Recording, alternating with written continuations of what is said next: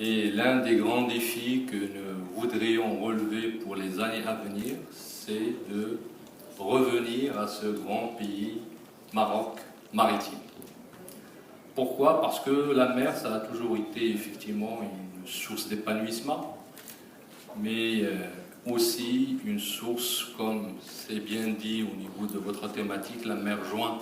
donc les régions qu'elle sépare, ça a toujours aussi été un lieu où les civilisations se rencontraient et tout ce qui était séparation géographique par des mers, par des rivières, n'est pas souvent, n'est pas toujours, je dirais même, une séparation au niveau des régions. C'est pour cela que le Maroc, depuis ces dernières années, au niveau des différentes stratégies de développement qu'il a menées, donc depuis le début de ce siècle, que ce soit au niveau de la stratégie Vision 2010 et 2020 touristique, qui focalise une grande partie de ces thématiques sur la mer, aussi la stratégie Halieutis, donc qui se porte sur la mer, aussi la stratégie du commerce extérieur, qui porte aussi dans sa grande partie sur le transport des marchandises à travers la mer. À peu près 98% actuellement de la marchandise du Maroc exportée et importée se fait via la mer, mais aussi les autres stratégies,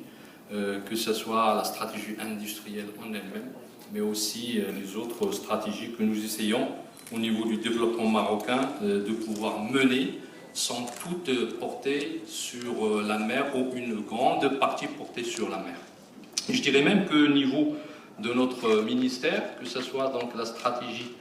du transport terrestre, ferroviaire, voire aussi maritime, ces différentes stratégies ont des points en commun avec la mer, puisqu'on ne peut pas parler de la mer si on ne parle pas de l'arrière-paysage qui est donc le terrestre et qui doit nécessiter au niveau du transport donc une certaine harmonie, une parfaite adéquation entre la mer et les autres types de transport. C'est pour cela que la stratégie marocaine maritime 2030, mais aussi sa variante en 2035, porte essentiellement sur la nécessité de développer donc les ports existants. On a à peu près 28 ports au niveau marocain, comme vous le savez, et une quinzaine de ces ports sont des ports où il y a un commerce donc extérieur qui va vers l'étranger. Cela nous a permis, je dirais heureusement, ces dernières années, de se rattraper sur le degré de connectivité. En 2014, nous avons donc atteint au niveau mondial un classement qui est très important pour notre pays et qui est le 18e place mondiale au niveau de la connectivité maritime. Ce qui signifie que nous avons gagné plus d'une cinquantaine de places sur les 5 dernières années en étant connectés à plus de 150 pays actuellement, grâce essentiellement à Tangemet, au port de Tangemet. Cela a permis donc au Maroc de valoriser donc ces 3500 km de littoral, mais aussi d'avoir une place au sein de la communauté maritime internationale. Nous avons été sur une dizaine d'années membres, comme vous le savez aussi, du bureau de l'OMI, donc de l'Organisation maritime internationale, et nous avons eu l'honneur d'organiser en octobre 2014 de l'année dernière donc une journée parallèle de la mer, qui était une journée où on a eu donc à recevoir l'essentiel des pays maritimes dans le monde et avec la présence du secrétaire général de l'OMI. Et à travers cette journée mondiale, nous avons effectivement essayé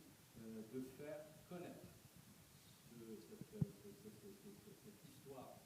maritime du Maroc,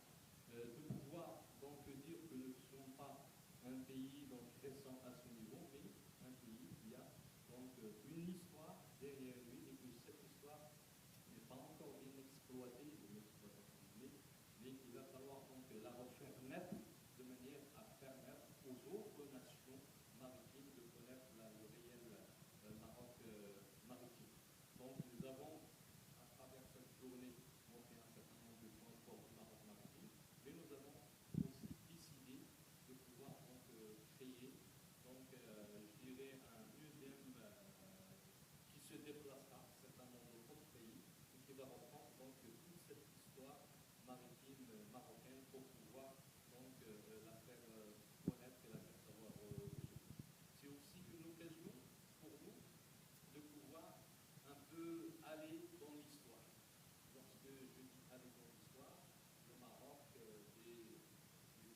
XIVe, du XVe, du XVIe siècle avait son mot à dire. Et avait son mot à dire, mais avait aussi sa façon et sa manière de se faire connaître et avait réellement plein pouvoir sur la mer de la Méditerranée. C'est pour cela d'ailleurs que si l'Empire ottoman a pu donc devenir un empire, il s'est arrêté aux frontières marocaines parce que nous avons été vraiment champions au niveau de la mer et nous avons pu donc utiliser, exploiter cette connaissance pour pouvoir donc arrêter, je dirais, l'Empire ottoman d'avancer sur nos territoires. Actuellement, nous pensons que ce port, comme d'autres ports, d'autres manifestations qui se font par là, sur la mer, c'est une occasion pour les personnes présentes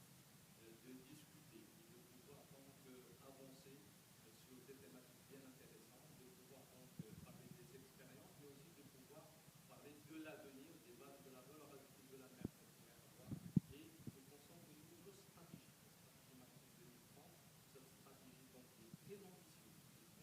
en termes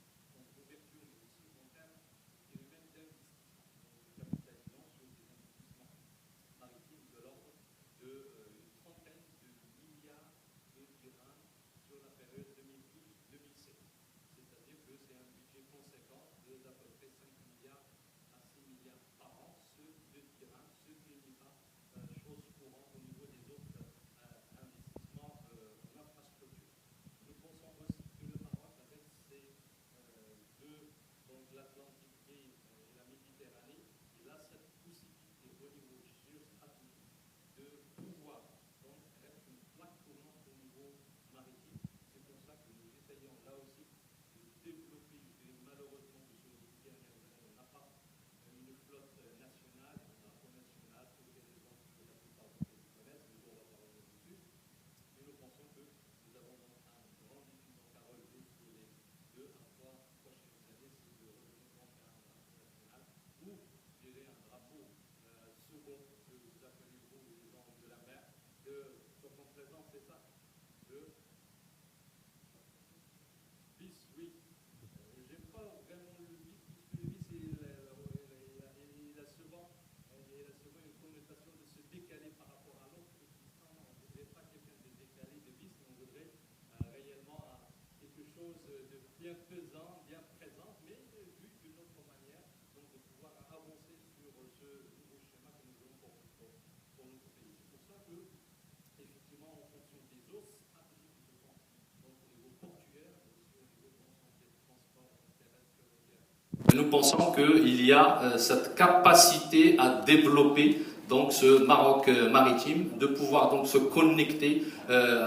plus vers les autres pays, être un hub maritime. C'est quelque chose qui est faisable sur les 3 à 5 prochaines années, comme nous avons cette tentation d'être aussi un hub aérien au niveau de l'Afrique. Nous pensons qu'au niveau maritime, nous pouvons faire à peu près la même chose. C'est pour cela que votre forum, je pense avec les thématiques qui vont être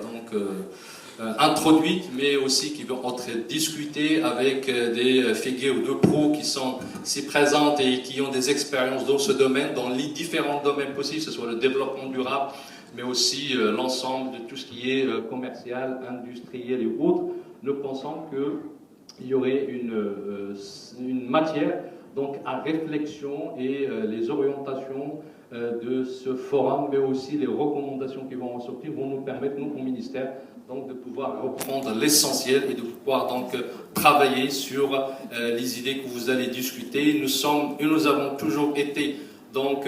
à vos côtés au niveau du Forum de la mer. Nous supportons les actions que vous faites. Et nous pensons que certainement cette 3e édition va être une continuité donc dans l'apanage de la mer, et cela permettra certainement donc de voir prochainement la 4e, 5e et d'autres éditions qui vont être donc qui vont aller vers plus de détails, qui vont donc permettre à cette mer de devenir réellement la mer de tous. Nous pensons que en s'ouvrant à grand cœur sur la mer, nous nous ouvrant sur d'autres civilisations, mais nous permettons aussi au Maroc d'être mieux connu et de servir les autres nations avec ce qu'il sait faire de mieux. 150 ans sur le cap le cap Spartel, l'un des plus vieux au niveau de l'Afrique. On a juste sorti un timbre commémoratif il y a une quinzaine de jours pour dire qu'au nord de l'Afrique, il y a le cap Spartel de Tanger, Maroc, et au sud de l'Afrique, il y a donc l'autre cap de la Bonne-Espérance de l'Afrique du Sud. En traçant soit